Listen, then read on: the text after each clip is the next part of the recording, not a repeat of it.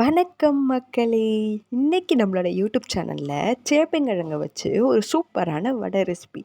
இத வந்து சைட் டிஷ்ஷாவும் தொட்டுக்கலாம், இல்ல ஈவினிங் ஸ்நாக்ஸாவும் எடுத்துக்கலாம். எப்படி பண்ணலான்னு பார்க்கலாமா?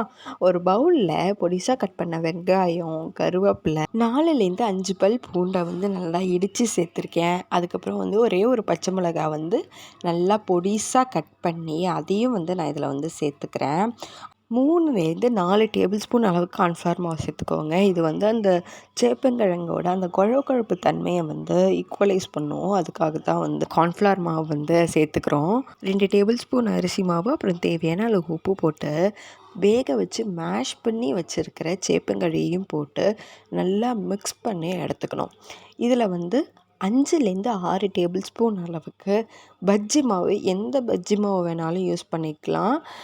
பஜ்ஜி மாவு வந்து போட்டு அதையும் வந்து நல்லா மிக்ஸ் பண்ணி ஓரளவுக்கு திக்காக வந்து நம்ம வந்து பிசைஞ்சு எடுத்துக்கணும்.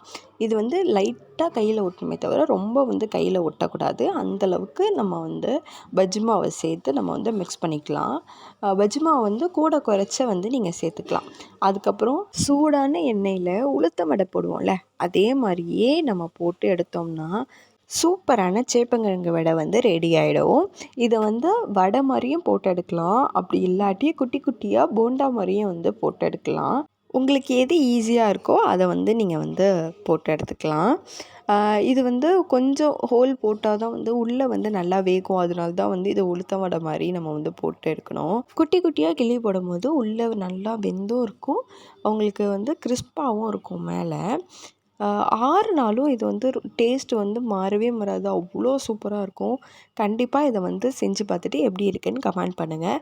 நம்ம சேனலை சப்ஸ்கிரைப் பண்ணிவிட்டு உங்கள் ஃப்ரெண்ட்ஸ் அண்ட் ஃபேமிலிக்கு இந்த வீடியோவை ஷேர் பண்ணி நம்ம சேனலை சப்போர்ட் பண்ணுங்கள். பக்கத்தில் இருக்க பெல் ஐக்கானையும் தட்டிட்டு போங்க.